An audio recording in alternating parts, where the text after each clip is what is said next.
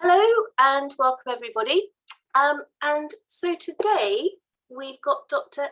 Now, how do we, I always say this every time, how do we pronounce names? And because I've got two surnames for you, I'm never sure which one we should use. Yeah, it confuses things. So it's Eloise Elphinstone.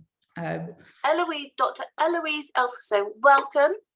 And I'm not sure, we're going to be obviously talking about, we're talking about, it's all about ladies, but it's about ladies who just have babies. And we don't do loads on children. We talk a lot about children and children's skin, but we don't do lots at all around ladies that have given birth. And it's something that, you know, so many of us do. And I kind of think, well, we should be doing more of this. And there's so many baby websites, but I think what's interesting about today is that we're actually not going to, though we're going to be talking about people who've had just babies, we're not talking about the babies. No, and I think that's great that you're sort of looking into this area, because actually when I had my baby or babies a couple of years ago, I think I realized exactly this, that there is very little out there from that postnatal period for women. You can find lots about breastfeeding for babies, you can find lots about issues that babies have, but I think we often sort of forget about women or mothers, and the postnatal period can be really tough, and there's a lot of different aspects and nothing that brings everything together, and it can be quite a lonely period as well. And I think women's health is often forgotten about. I think there are things that menopause, for example, which is an area I'm really interested in as well, is getting more and more out there. But I think postnatally, and the postnatal period is still such a forgotten period, particularly amongst medics as well, and therefore there's not the support that women need or deserve, really. So I think the more that's talked about it, the better, just to sort of raise the profile of this area. And I suppose a lot of it is quite, because, you know, I don't know if they still say the baby blues, but, you know, we're very aware of how people can go into, you know, very deep depression, but we're not talking about that. We're talking about just average, had a baby and what happens afterwards, really, which is the most common thing that people just they gloss over, don't they, quite often? Quite taboo in a way. Yeah, I think maybe there's an expectation that you just bounce back, you carry on, life's the same, and it's not the same. And I think as a mum or as a parent, you focus so much on your baby and you want to make sure that they're thriving and you're doing everything for them, that actually you then forget about yourself. And unless there's, as you say, unless there's a major problem where you might maybe get some help, major postnatal depression or issues from but actually more people, mood can be affected, but there can be so many other impacts on life that actually you push to one side, but can have a real impact on you, your family, your baby, or later down the line, something that you haven't really focused on, and then later down the line can cause longer term problems. Or so actually just to have some focus on yourself. And I know that we or mums and babies should have a postnatal check with their GP, but as a GP myself, I know that you get very little time. You have to try and focus on the main bits. You've got to focus on mum and baby. Often they're done together, and again, often a lot of the focus and questions are around baby, and then that's it, and that's sort of done. And unless it's you yourself think about it, you're often not prompted. And maybe as GPs, we need to be better at prompting those questions. And that's why, I mean, we might talk about, that's why I did this leaflet about trying to sort of summarize everything, because often you don't know what's normal and what's not. And unless somebody prompts you and says, well, what about this and what about that, you might not think about it. So actually, yeah, having more discussions about it can make things that you didn't necessarily know could be helped or necessarily were a problem more sort of recognizable, and then to get the support you need. Yeah, and I think also, is that, you know, when you go, especially if you go to the GP, you're so mindful about, especially if it's your first one, you don't, is this normal? Is this right? You're concentrating on the baby and not realizing actually it's concentrate on me. And I also think going to a GP, you sort of feel that you're there to talk about problems, and not all of these things are problems. They're just sort of challenges or changes, or is this normal? Is this not? What about exercise? What about health? What about weight loss? What about exercise? All of these things aren't problems, and you don't feel like you want to waste time. As a GP, you've got your 10 minutes, so you sort of whiz through these things and you say, oh, that's fine, or focus on the thing that's not fine. But ultimately it's all of those other areas that are important, and there should be time to talk about, or have somebody to talk to, or get the information that you need, because those are the things that actually often are important as well. Without realizing, I suppose. But anyway, we've jumped straight into chatting about it without introducing you. And so if you could just say a little bit about you, your background, and you know, your particular interest in this subject and why. Yeah, so as I say, I'm Eloise. I'm a GP in London with an interest in women's health. And I think that it probably all sort of stemmed. So I did my first couple of years of being a doctor over in Bristol, where I trained. And then I went to Australia and I did a year of obstetrics and gynaecology in Australia. So very much involved with delivering babies and the sort of more antenatal side of things, which sort of got my interest going in that area, and I loved it, but decided to become a GP and came back to London, and it have sort of spent that time now back in London sort of increasing my interest in women's health.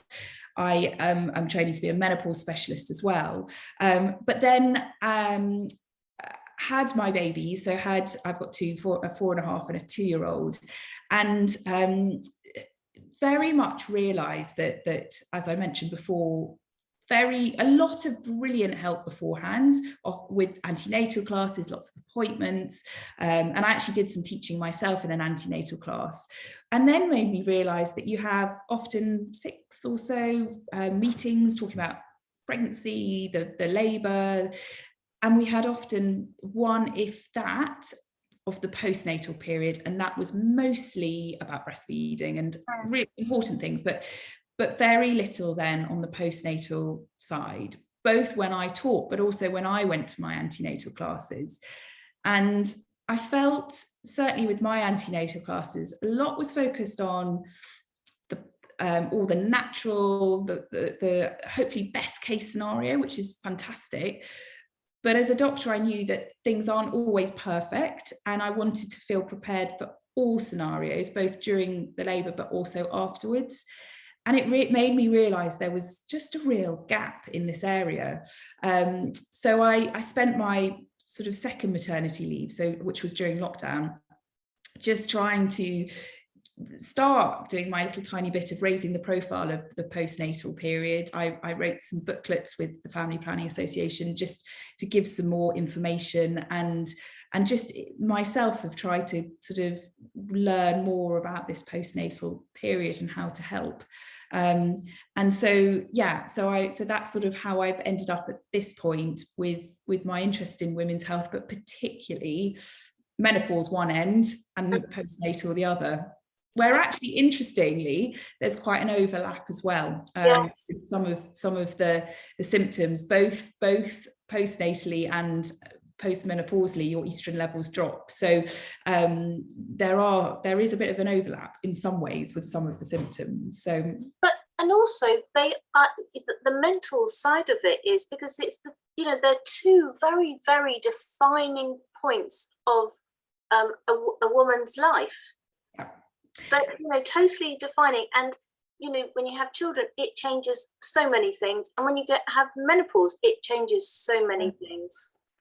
Completely. And I think there's so little out there that actually talks about this, that not only can you get symptoms both with postnatally and menopausally, there's a lot now talked about the symptoms, but what about the psychological aspect or postnatally, the psychological aspect of going from no children to children, or one child to 2 children, And then the thing that I found quite a big change is once I'd had my second child, which was probably going to be the last child I have, then psychologically I have gone through that now. And although I could have, hopefully, if I want to do more children, we probably won't. And that's a psychological change as well.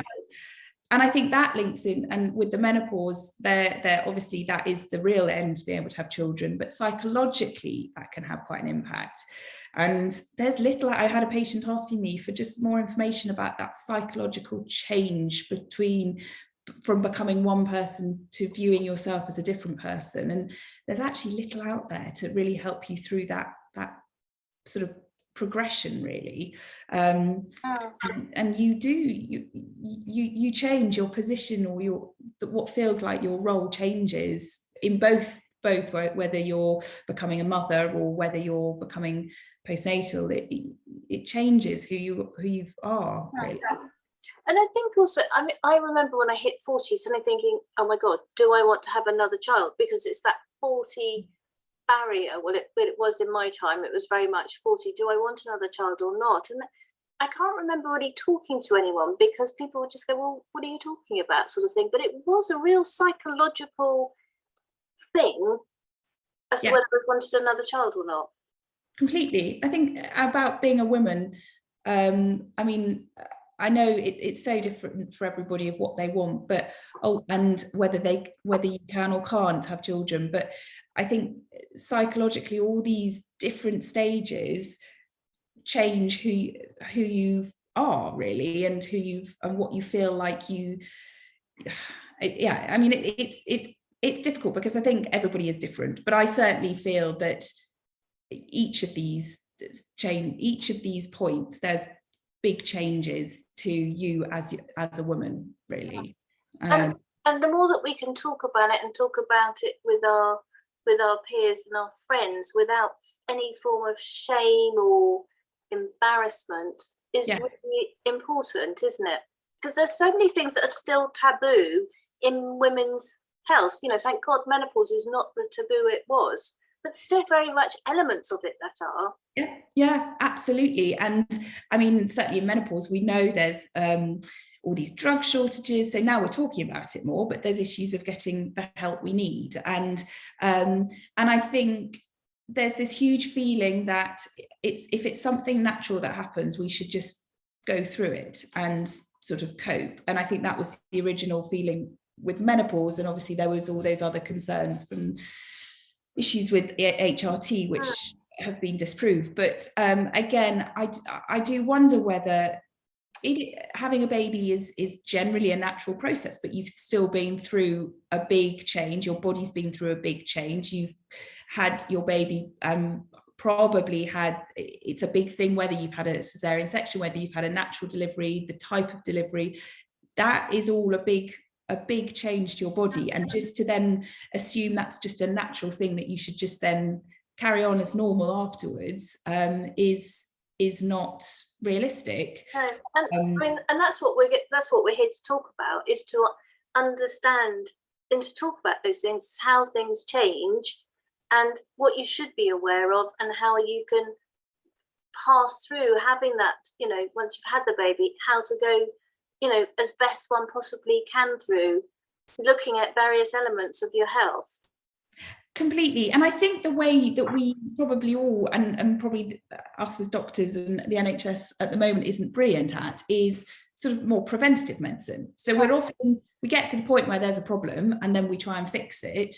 But actually, should we not try and sort of stop those problems happening, or catch them earlier, or prepare earlier to try and reduce the problems, or at least be a bit more prepared as well. Yeah. And I think we should all be, as doctors, we should all be trying to focus more on prevention. But sadly, there's not the resources or time often out there. But maybe the more we talk, the more that's what people can start thinking about, things that can be done that don't necessarily need to involve doctors, but that ways of keeping fit and healthy, and to help prevent future sort of problems. And that links in with the menopause, with postnatally as well. So well, one of the first things that we put is, why is it important to look after yourself? And I suppose there's obvious things, but one of the things that we spoke about just earlier was about being prepared before. So if we talk about what can we do best to prepare ourselves for having the birth, because we read all about what the baby's going to do, the baby this and the baby that, but what about me? What about my body? How can I get my body better? And then what actually is going to happen to my body? Because I'm sure we don't all go like that. Yeah. I mean, I think the first thing to say is to be completely realistic, that it's normal that things don't go back to what they were before. It's normal that things can be a bit difficult after having a baby, and that most people don't just fly through it as often media or social media suggests that they do. That it's unrealistic to expect that, I think. And I think I was even thinking as a doctor, I sort of thought I knew what would happen. I think I was quite naive when I had my babies, that it would all just be fine and normal and my body would just bounce back to normal. And I think it's just probably unrealistic to expect that. But if you do expect that, it's then quite tough if it doesn't happen. So probably it's actually, I mean, it's looking way back. And I suppose if I was looking back in my time again, actually the more we can prepare our body even earlier than being pregnant, the fitter we can keep ourselves. And we don't need to go mad, but to be fit, from a tummy point of view, to have nice strong tummy muscles before we even get pregnant, to do pelvic floor exercises, which think I've had no idea what they were probably before having babies, and now I'm completely obsessed with. But we should be thinking about all these things sort of earlier on, so we're preparing our body so it's as strong as possible before having a baby, which and putting our body through all the changes that being pregnant and delivering a baby does.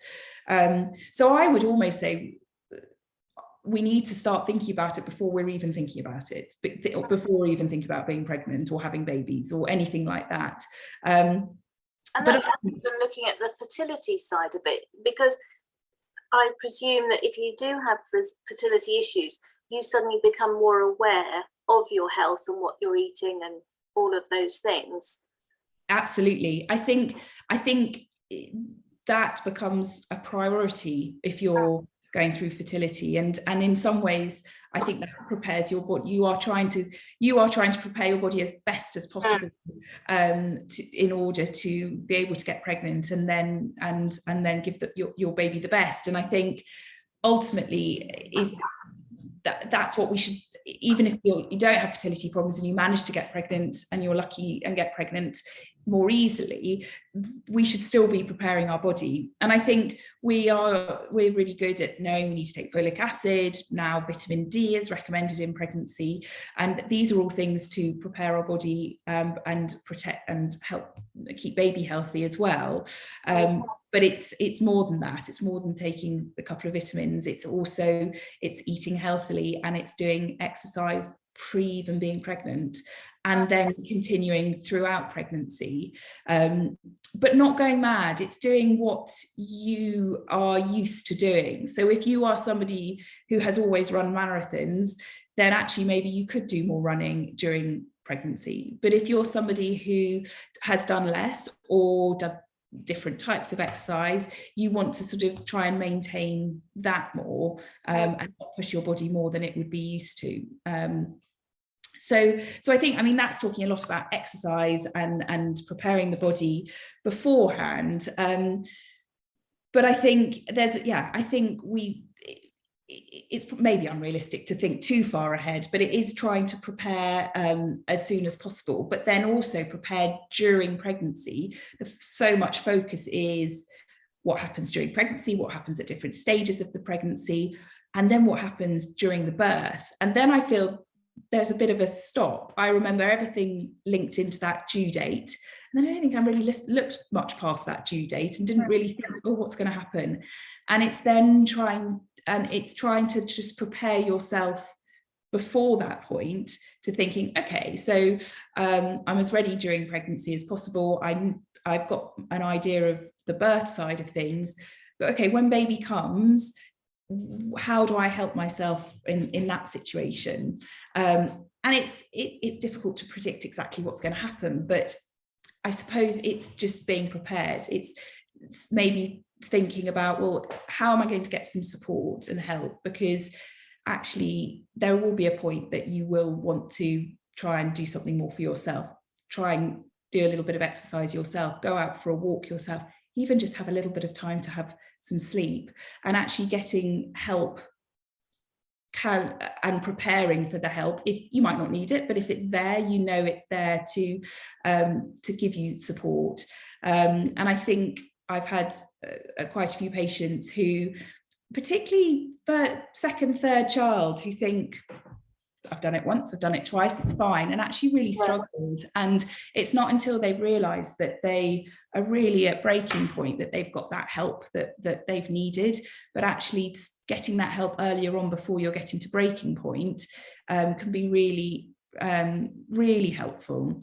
But to sort of stop you then, to go back on something we previously said, which I think is what is really important, is, you know, this business about what happens at the birth if it doesn't go to plan. And then what made me think about that was when you said about, well, you know, somebody's on their third and fourth baby, the birth may be completely different. Yes. And total shock to them. They might then have some issues afterwards that they need to self-manage. And so that would be interesting to talk through how you think people can best prepare mentally, maybe not under prepare, but, you know, don't have everything set in stone that you're going to have this marvelous water birth with music at home, or, you know, if you can't do that, you know, those plan Bs. Completely. And I think there's two ways, there's two bits to look at here. There's the if this is your first baby, I think it's trying to be realistic. We all are going to know what our dream birth would be, and I think often lots of people have birth plans and have a plan of what they would like. But I think what is probably really helpful is to also think, what if it doesn't go to plan? Because we can't plan the unpredictable, and although we know what would be the ideal, that doesn't always happen. And I think if we're so set on one birth plan, it can be really disappointing. And I know people that have really struggled after their birth psychologically because it wasn't what they had planned or wanted. And actually, if you think about alternative options and maybe keep an open mind to exactly what it's going to be like. My birth with my first baby was certainly not how I planned at all. However, I felt in control. I felt the staff kept me up as sort of involved as possible to help make the small decisions that I could. And ultimately I came out of it as having had a pretty good birth experience, despite it being pretty traumatic as well. And I think if I'd gone in with too set a plan of it only being a water birth and that's what I wanted, I would have been incredibly disappointed with what ended up happening.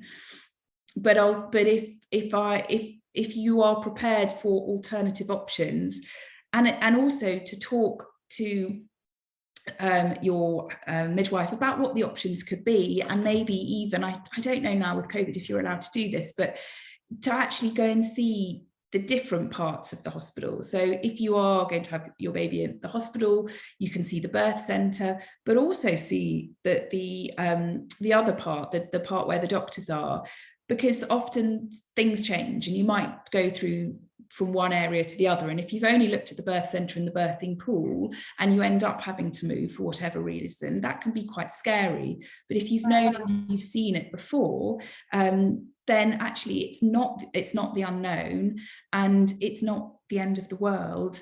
It's feeling in control of the situation, I think, is the most important thing. Nowadays, I mean, what is the most popular way to have a baby? Is there a popular way?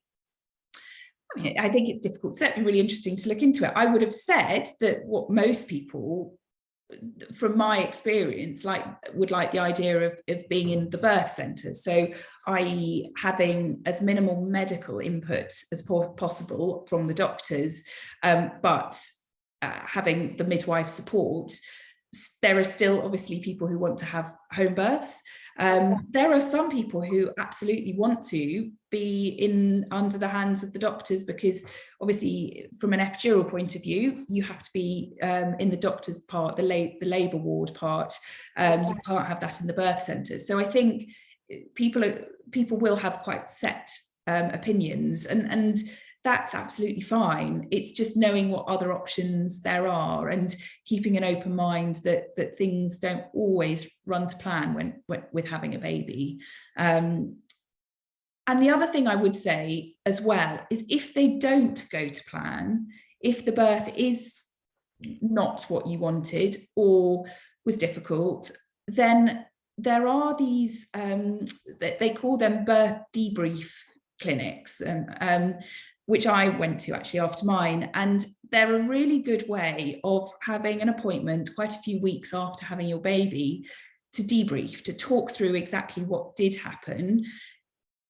From my point of view, I wanted to talk about then if next time, because for me it was quite important to know next time how do I prepare, how can things be different, could I have an elective section, all these questions that, but also to talk through exactly what did happen. If things didn't go to plan, why not?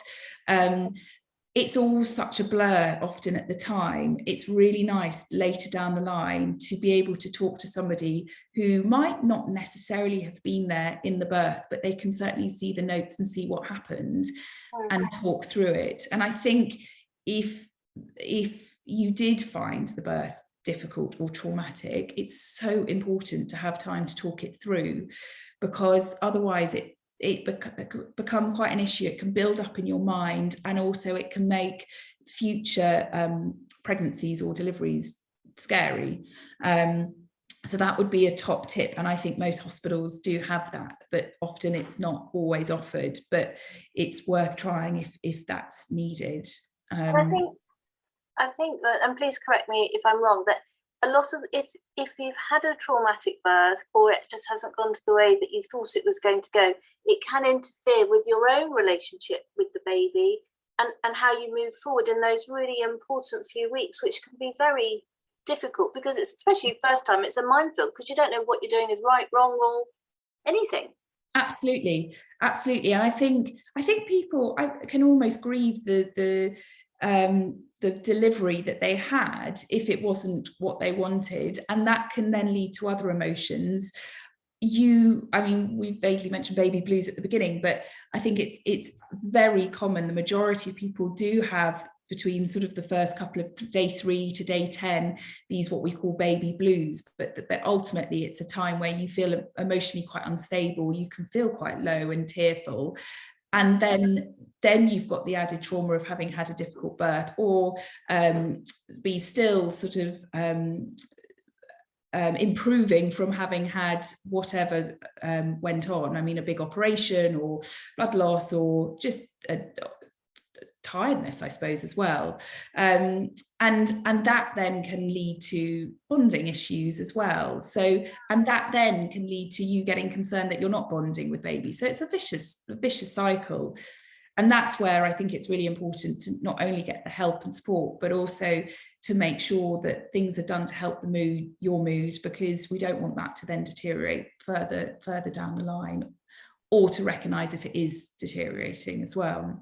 And we did some work. One of the points that you made, which sort of definitely made sense, is that about understanding, and it sounds silly in a way, but I know it's definitely not, is understanding the layout of the hospital, or the different areas, because we did some work about people that are having surgery and they're concerned about going into hospital, because sometimes when you're going to have a baby, it may be the first time you've been into hospital as well.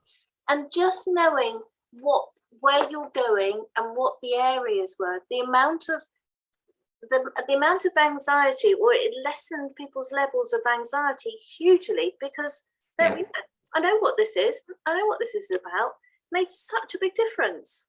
I completely agree with you, because ultimately, well, certainly when you're having a baby, if you're going into labor as well, you want your stress hormone to be as low as possible, and you want the oxytocin, the hormone that gets you having your baby, to be high.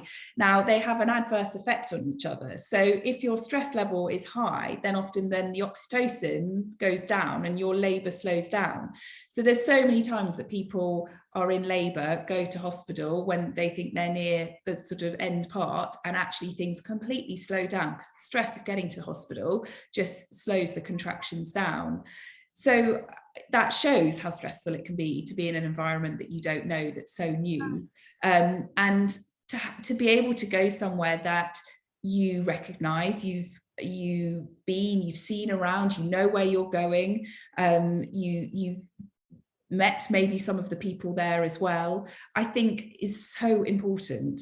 I think what made me laugh for me is actually I relaxed once I got to hospital. I've spent so much of my life in a hospital working that it was completely the opposite. I kept being sent home and I didn't like being there, and I got to hospital relaxed and things progressed. So that was completely the opposite, but it shows that it's because it was somewhere sadly felt quite at home, and actually that means that sort of taught me that actually it can be completely the opposite for other people, and ultimately that's normally the place where people do end up having their baby unless they're having a home delivery. So you want it to be, you want to try and prepare as much as possible, because so many other things are so difficult to prepare for. What you can do is important to try. Now, it's difficult because I do know that those hospital visits were all stopped during COVID, but I can't see why now I hope that they are starting up again, because to be able to look around, to see the area, to see the layout, to know where to go, I think it's really important. Well, and also just even us discussing it hopefully makes people aware that things don't go to plan, things do change, but you want to say to people, relax, isn't it? It's fine, but things are just slightly different to what you might have thought about, but hopefully it's going to be the same outcome. You come out with your baby. That's it. Well, I think it's important to realize that even if things don't go to plan, if you come home with your baby, if it didn't quite go to plan, but it's still, and that's what happened to me. It didn't go to plan at all the first time, but ultimately I still came away having felt that I had the best experience I could have had, just by being sort of, I suppose, maybe more open-minded about it. So, and it made me think, also with you saying, I think also certainly where I had my baby, there are some videos on their websites where you can certainly see the different rooms, you can look around the room. So even if you're not allowed to go in, you can get some a little bit more sort of information about what's going on, what the hospital layout or the rooms look like, at least. I think we were looking at doing something digital so that people felt they knew when they went into the hospital, this is what it looks. So you don't actually need to be there. It's more about just knowing there are different areas. This is what it roughly looks like. This is the type of staff that work in this area, that they might be asking you to do things. This is how the procedure is. It's sort of procedural. So let's say we've had the baby, and hopefully it's gone well. So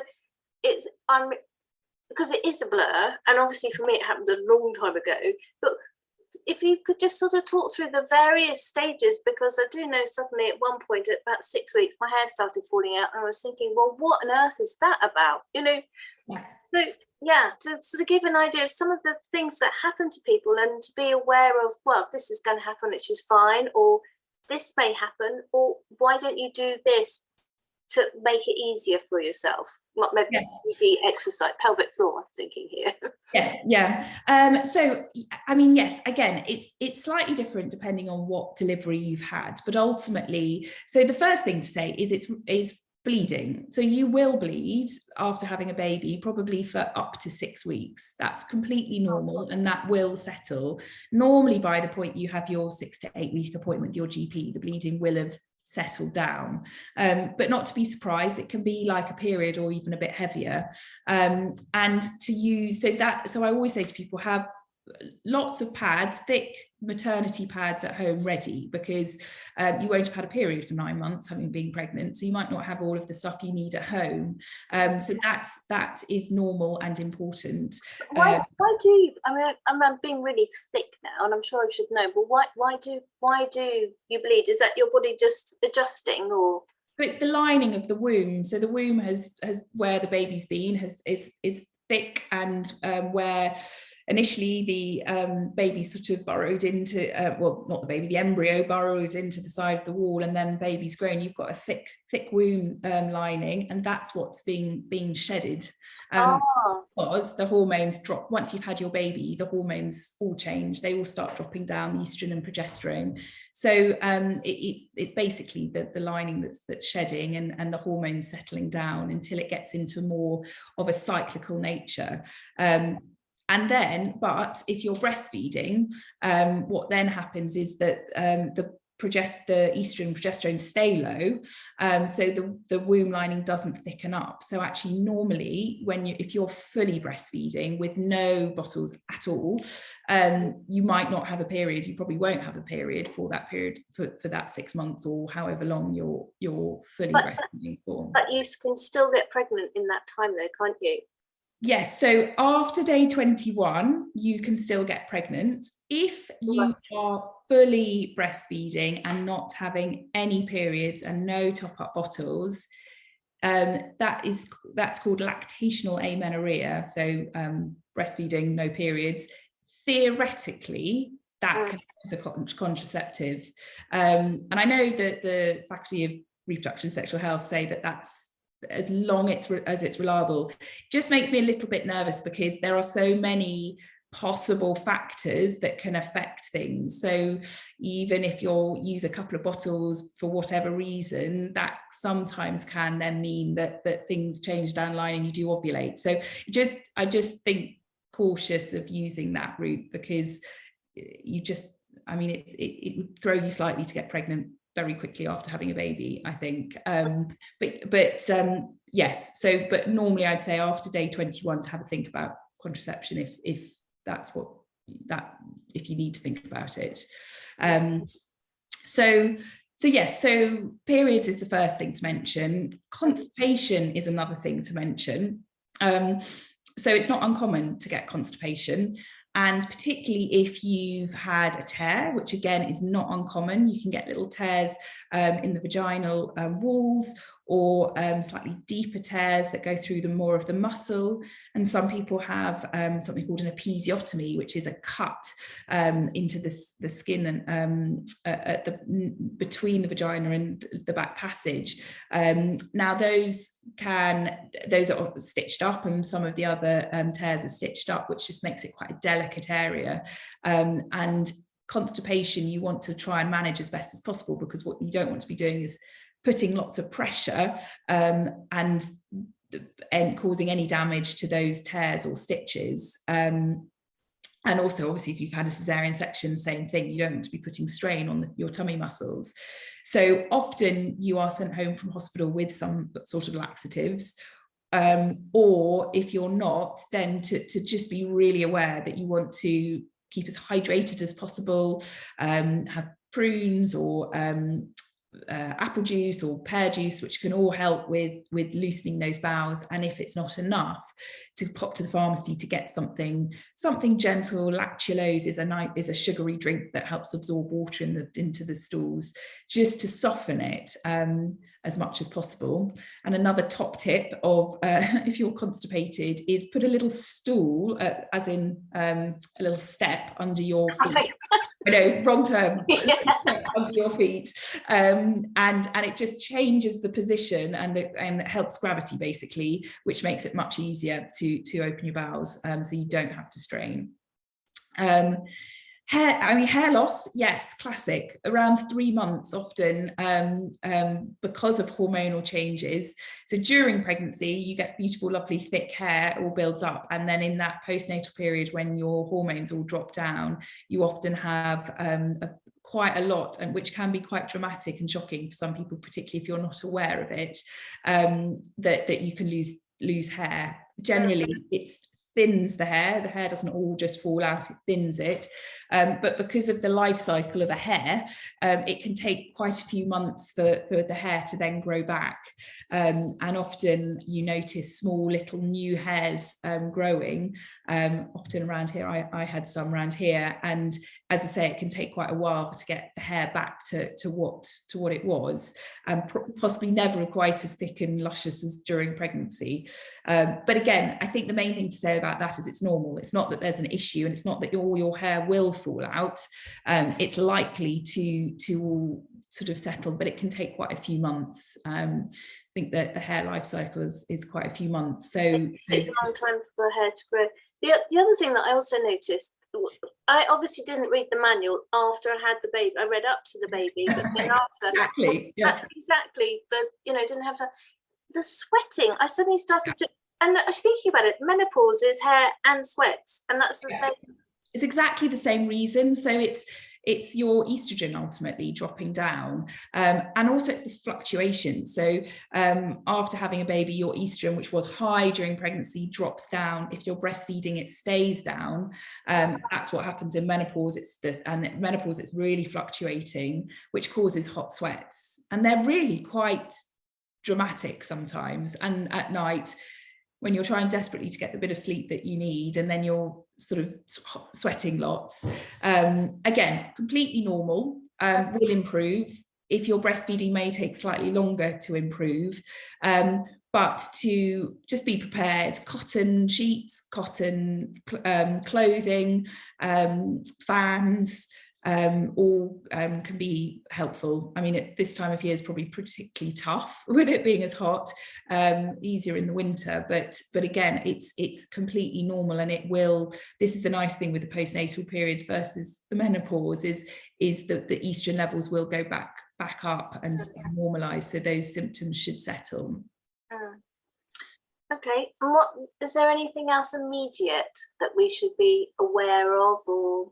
So pelvic floor is always one we should talk about, which is feels like a really boring area, but ultimately it's such an important area, because your pelvic floor, if you think of it like a sling and it's been really stretched, so like a balloon gets stretched and stretched. When it's been stretched too much, if it's left, it just stays a bit sort of floppy. And the pelvic floor is what holds everything, all those pelvic organs together, and can have such an impact on passing urine, on also sort of later down the line, sort of sexual health as well. So if we can try and improve that, or at least start improving that, however strong it was before, it will have been stretched both during pregnancy. Even if you have a cesarean section and you're not pushing in pregnancy, it's going to stretch the pelvic floor. But if you are having a natural delivery and you're pushing, you're really stretching that pelvic floor, and on its own, it's not going to bounce back as well as if it's sort of trained to. So although it's probably the last thing we're thinking about doing when we've got a baby and we're exhausted, trying to do some pelvic floor exercises from the beginning, which might, at the beginning, I remember trying to do them myself, and it felt like absolutely nothing was happening. But over time, it's just building that up. And ultimately, a pelvic floor exercise is the feeling of holding in urine, so holding in wee and holding in passing wind at the same time. And you want to be able to tighten, hold it, and then make sure you completely relax. Otherwise you'll over tense it. You don't want to overtone it. And you want, initially, you're probably not going to be able to hold it for very long, a second or two properly, and then you relax. And as you build those up, the aim is to try and build it up to see if you can hold it for 10 seconds. And that's properly hold it. What I notice when I do it is you think you're holding it, and then when you realize you've sort of let it go. So and so you do want to build that up over time, and you want to do them and hold for some, and then you want to do some quick ones. So hold, relax. And if you can do that a couple of times a day, and it can be when you're sitting breastfeeding, just when you're sitting doing nothing, just try and do some of them. Or if you're sitting watching television, or if you're sitting in the car in a traffic jam, try and do them they say 3 times a day, but ultimately, even if you just do it once or twice a day, that is trying to build up those muscles, which will help you in the short term. I think it's not uncommon, and actually maybe we talk about this, it's not uncommon to get a bit of leakage, urinary leakage. So it will help you in those early days. It will also help if you do want to get back to exercise, running, to not have leakage. But then if we're thinking much longer term, menopausally, when your estrogen will drop down and stay down, if you've got a better pelvic floor, that really does help you in the longer term as well. Yeah, but, to me, I think it's so important, because we hear about ladies all the time that have problems. They feel, lots of people will not go back to doing any exercise because of fears of it. It curtails many activities, and it is a muscle. You have to exercise it to make it better, or to keep it strong. And I think people don't realize how much the pelvis holds all that. There's some bone there that keeps it up there. It's your muscles, isn't it? Completely. And I think, I'm certainly the sort of person, if I do exercise, I want to feel hot and sweaty and like I've done a really good job. And that's certainly not, when you do pelvic floor, it feels like you've done nothing and it's really boring and you think, oh, I just don't have time. And actually, ultimately, you won't notice a huge difference doing them.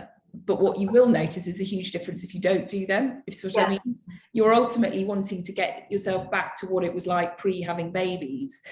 So it doesn't feel like anything changes, but if you don't do them, that's when problems start happening. And I think that leads me on to one thing I think is really important to talk about is incontinence. So it's not uncommon after having a baby to have a little bit of incontinence, particularly coughing, sneezing, and running. Everything's been stretched, and that's why doing those pelvic floor exercises to try and help is really important. And it generally does improve.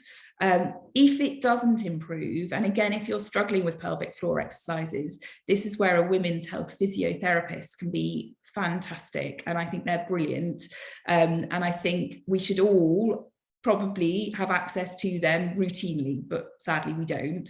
However, GPs can refer to them, and there's also private ones that you can see, but they really help you work at the pelvic floor to try and boost that up. And they also help look at your tummy muscles, which again, probably we're not as GPs good at looking at, but what can happen in pregnancy is you should have nice tummy muscles together and they can split. And then you can do exercises that can actually make things worse. So you think, oh, I want to tighten my tummy muscles, I'm going to do sit-ups. Well, that can push them further apart and you can get this bulging in your tummy. And so I think we should all, this is why I still think we should all be allowed to see a physiotherapist to assess that and then to give you the right exercises to do. So if you do have that's called diastasis, that's stretching, you want to be doing tummy muscles, but you want to be doing ones that are not putting too much strain. So often it's things like lying on your back with your legs in the air in a table position and putting your legs out one at a time. It's stretching, it's supporting those muscles without putting too much strain on your tummy and making it worse. So simple things like pelvic floor and tummy exercises are the best way to start with exercise before then going further down the line. So other things that we've mentioned, there's 3 other things that I'm just aware of time, but because time doesn't flies by, is we've spoken about exercise, how important it is before and after, but sleep, mental health, and sexual relationships, if we could just cover those, would be really great, I think. I mean, sleep, it's a difficult one. I think ultimately, I think maybe one of the most annoying things to say to somebody is sleep when your baby's sleeping, but ultimately I think you almost do have to try and get the sleep when you can. You're going to have disturbed nights. I remember being so pleased when I got 4 hours of sleep in a row and felt I could possibly function the next day. But the problem is, if you're not getting enough sleep, that will exacerbate everything, including mental health. So I do think sleep should be prioritized when you can, but it has to be flexible. Your baby doesn't let you sleep as you'd want to. So that's where sometimes getting support just to take your baby off for a bit so you can try and get some sleep, or even rest. I remember desperately trying to sleep at the beginning, and adrenaline was so high that I just lay there awake, but still resting. So I think it's difficult to say much more than that, but to try and prioritize it. I think that, I suppose what that leads on to is relationships as well. When you're tired, when life has changed so dramatically, that is bound to have an effect on your relationship. The relationship will change slightly. It's not just you and them. There's another person in the equation now, that your baby. And I think it's important to recognize that possibly will happen, but it's not necessarily in a detrimental way. It's just going to change, and to make sure you do have time with you and your partner, to book in time together, even if it's just to sit and watch a film together or something, and to talk, communicate. And because you might be both coming at it from different aspects, and actually just trying to communicate and talking, and from a sort of sexual relationship point of view, again, it's different for everybody. Some people, it's the last thing they want to think about for months on end. For other people, it is important, and it might be different for both partners as well. And it can become a bit of an issue if you're not communicating. And all these things, I suppose, you know, the sleep and however you feel, then does, without one realizing, translate onto the baby. Yeah, absolutely. I think all of these things, tiredness means you're more irritable, and can therefore just reflect on the baby. Your relationship, if the relationship is a bit of a struggle because of the changes, tiredness, that can reflect as well. So, and I think it's not a failure if these things, if it is difficult, it might well be. It's not unusual for it to be, but it's just recognizing that and trying to do something about it before it really does become a bigger issue. And sometimes all that's needed is just to take a step back and just to talk, or to ask for help. I think we all try and cope so much on our own and don't want to ask for help, that can lead to problems. And it's not a failure asking for help. And again, with your partner, sharing tasks. I think sometimes with the partner, it can be really difficult if you are the one who's mostly doing a lot of the childcare, the breastfeeding, the bottle feeding, whatever. Actually making sure that the partner has a purpose of something can be really helpful, and also help you as well. And I think, just to add to that, and that I suppose we'll talk about mental health, but interesting statistic that I didn't really realize is that 20% of women can get postnatal depression, which is quite high, but 10% of partners and the fathers particularly can get postnatal depression. It's quite a high number.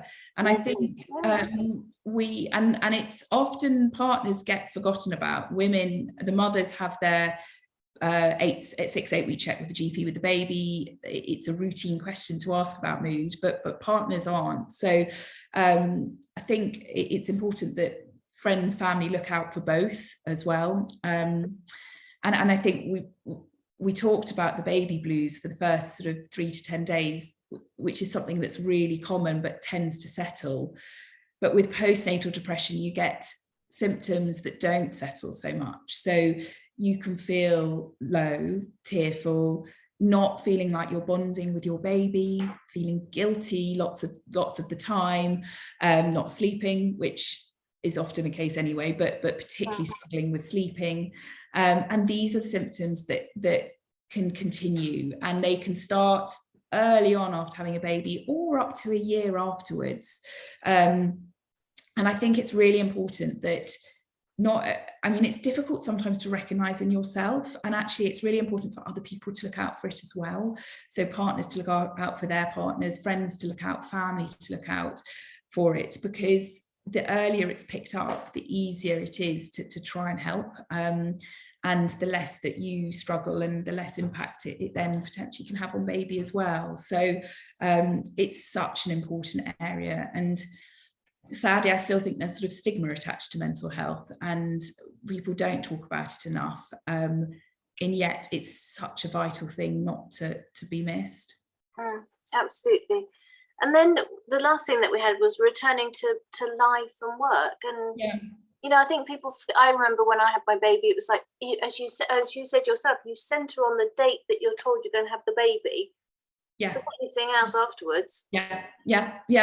And I think, I mean, I think there's no rush in, I mean, I know you went back to work really quickly after having your babies, but I think with what we're allowed, the maternity leave we're allowed now in with most jobs, that there is no rush. And actually, I think the rules are you only got to tell work when you're going to go back 8 weeks before you go back.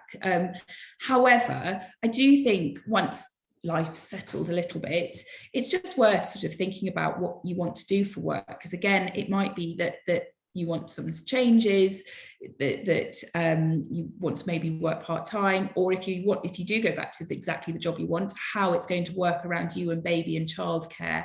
I think a massive tip from mine is, if you do need childcare, to look into that really early, to find what works best for you. I remember looking around a nursery when my daughter was 10 days old, because there was one nursery that did the hours that we needed, and that was really important. So it's just worth looking into that sooner rather than later, and talking to work sooner rather than later. You don't necessarily need to tell them exactly what you want, but it's worth talking to see what options are.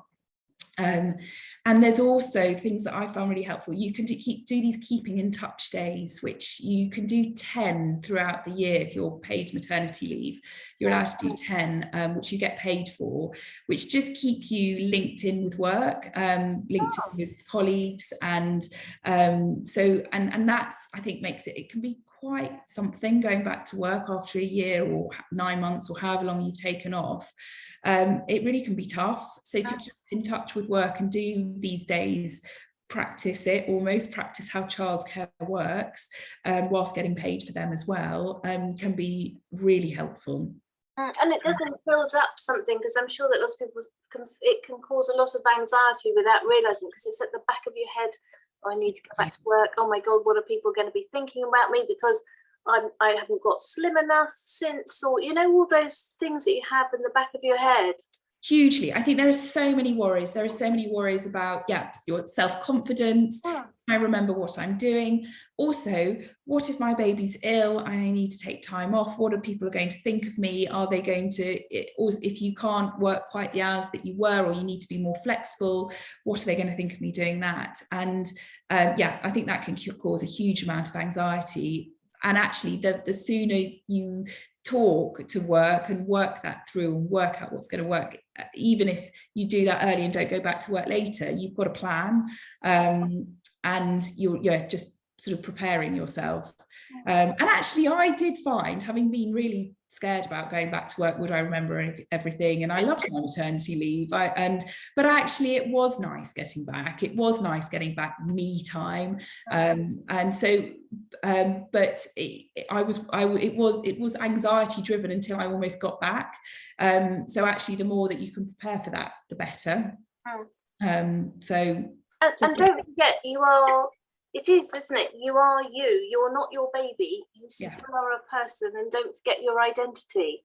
Absolutely. And I think you actually have to work quite hard to keep it. And I think that would be another tip throughout maternity leave or with your baby. Make sure you do try and keep your identity and do things for yourself. It probably taking your baby with you, but there are so many brilliant groups out there that you can do yoga for yourself. You can do Pilates. You can make friends different ways.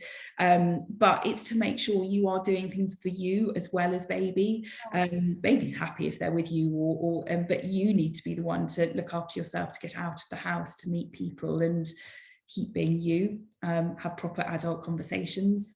be able to have a cup of tea without it going cold, go to the loo on your own, those sort of things. Actually, if you go back to work, those are really quite nice. Well, I wish that you had been around when I had my babies, because I feel far more knowledgeable and confident about how to move forward with it. And the other thing that I wanted to say, and I know we're running out of time, is that don't go and believe all those influencers out there about how wonderful life is once they've had the baby and everything's perfect, because dangerous. It is, and I think you see these photos of people in their bikinis 2 days after having their baby, and it's just unrealistic. I mean, it really can be damaging, actually, if you think that's what should happen and it doesn't. It can have such an effect. I was saying, I think before, I was saying I thought my body would just pop back into place, and it didn't, and it took a while for me to get used to the changes, and things do go back, but possibly never quite the same. And I think it's unrealistic and just not helpful to think that that's the case. So you should be proud, we've had a baby. Yeah, exactly. We just need to get used to the changes, and that's fine. And there are some massive benefits as well. But I think, yeah, you just want to be realistic. Otherwise, you're and not to be too hard on yourself. I think that's it. Give yourself a break. Look after yourself, and yeah, exactly. Yeah. Well, thank you so much. It's been a real pleasure talking to you this afternoon, albeit ever so hot. I know, I'm sitting here slightly sweating, but hopefully not ridiculous. And thank you very much for everyone for listening. Thank you. Bye. Bye.